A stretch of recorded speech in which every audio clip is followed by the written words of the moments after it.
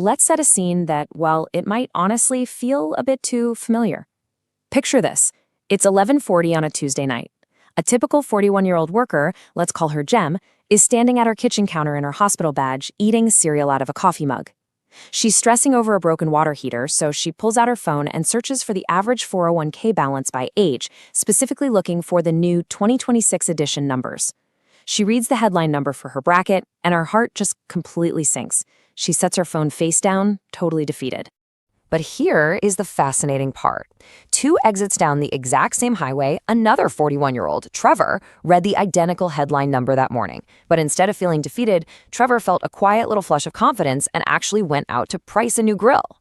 So why do these headline numbers make typical hardworking folks like Jem feel like massive financial failures while handing peers like Trevor a total false sense of security? Why do you feel so behind? Well, it's because what neither Jem nor Trevor knows is that the headline number they read isn't describing either of them. Section 1. The Phantom Saver Myth. Okay, let's dive into this. To understand why you feel so behind, we really have to look at the actual data. The closest thing this country has to an honest scoreboard is Vanguard's How America Saves report. It's built on a massive data set of roughly 4.6 million actual retirement accounts, and their 2026 edition just landed. The headline that always makes the news, the all-time record average, is $167,970. But just one page later, in the exact same report, looking at the exact same accounts, the real median balance is sitting at $44,115. They are nearly 4 times apart, and Vanguard actually doesn't hide this. They admit the average corresponds to roughly the 75th percentile. That means when you compare yourself to the average 401k balance, you're actually measuring yourself against the top quarter of everyone who has an account at all.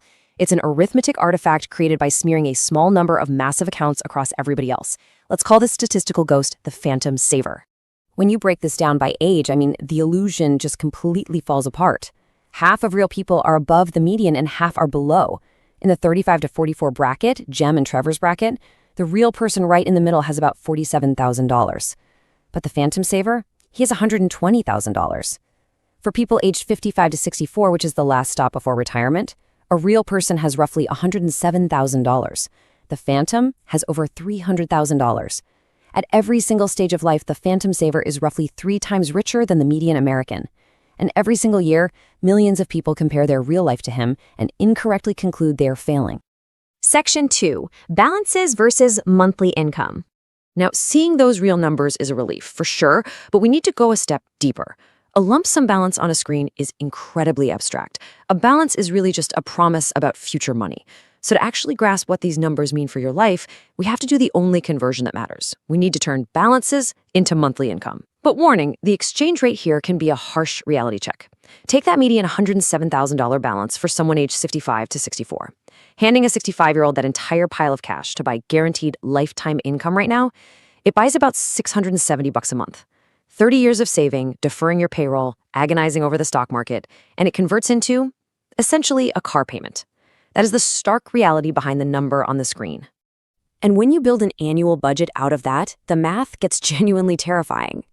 Median household spending for Americans 65 and up is about $61,000 a year. Social Security covers roughly $25,000 of that. The median 401k throws off maybe $4,300 to $5,000 a year. Add it all up, and the median American arrives at retirement with less than half of their actual spending covered. They are staring down an annual canyon of over $31,000. And listen to me, that is not a budgeting failure. You literally cannot just clip coupons your way across a $31,000 gap. And to make matters even more nerve-wracking, that $25,000 Social Security pillar, the one doing the vast majority of the heavy lifting for average retirees, is incredibly vulnerable. The Social Security Retirement Trust Fund is currently projected to run dry in 2032. Unless Congress acts, arithmetic that is already written into law triggers an automatic 22% benefit cut. That is a massive haircut just 6 years away. Section 3. How the system actually leaks. So the crucial point here is, why is this happening? Why are the medians so bleak to begin with? Well, those Vanguard numbers are wildly optimistic because of a basic data problem. They only measure people who actually have a 401k at Vanguard right now. But roughly 46% of American households have zero retirement savings of any kind. They're completely invisible to these studies. And for the folks who are actually in the system leaks.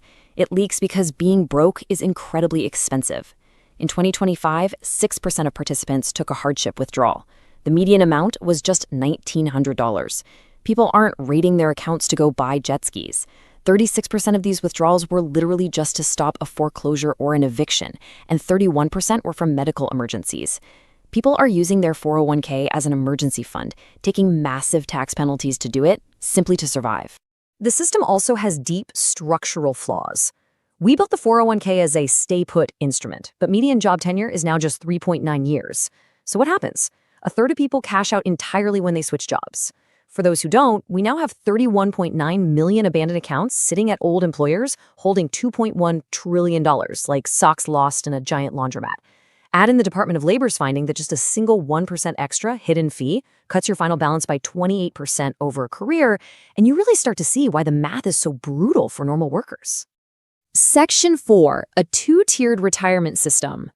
And this brilliantly illustrates a really tough reality. The retirement system isn't actually broken. It is functioning exactly as it was designed.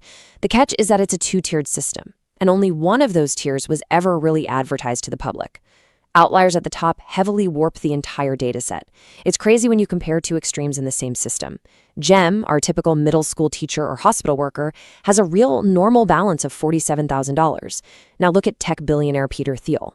Using the exact same category of account, a Roth IRA, with the exact same rules and annual contribution limits on paper, he amassed $5 billion completely tax-free.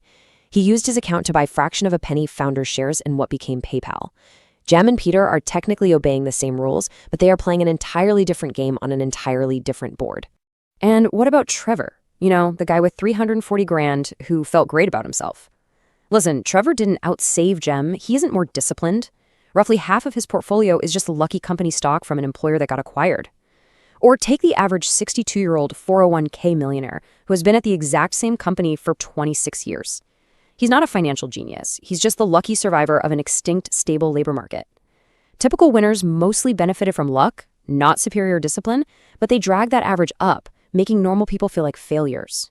Now you might be thinking, but wait, balances just hit record highs recently. And that's true, but it was really just a stock market weather report. The S&P went up, but the experts who built your retirement calculators don't expect that to last. Vanguard projects 4% to 5% annual U.S. equity returns over the next decade. BlackRock says 5%. That is literally half of the historical 10% average. So if your personal retirement projection assumes the massive growth of the last decade will simply repeat, you are using math the experts no longer believe in.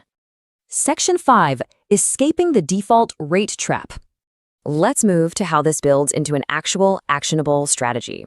We need to stop agonizing over market returns we can't control and stop comparing ourselves to lucky outliers. I want you to focus entirely on the one powerful lever you can actually control starting today.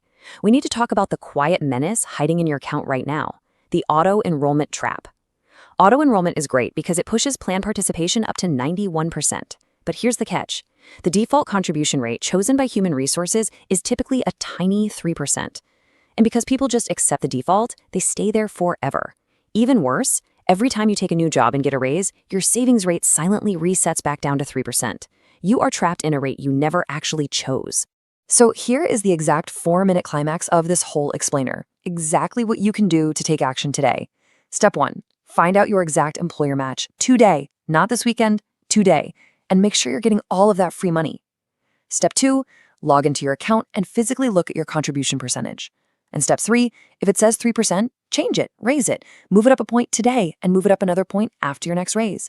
Take back control from the benefits administrator you have never even met. Now, just to be thorough, let's neutrally look at the 2026 limits real quick. You can defer a base of $24,500. If you're 50 and over, you can add $8,000. There's a new super catch-up of $11,250 for those aged 60 to 63, and high earners must use Roth for those catch-ups. But honestly, less than 1% of average workers ever max these out. These ceilings are mostly just tax planning features for the wealthy who have already won the game. Do not let the massive ceiling distract you from fixing your floor. And that brings us to our final and definitely most important question, a question that should leave you incredibly motivated. Who actually chose your retirement number? If your contribution rate is still sitting at whatever your employer picked for you during your first week on the job, you haven't made a decision. Somebody else made it for you and let you spend a decade assuming it was yours. So stop asking if you are behind a phantom saver.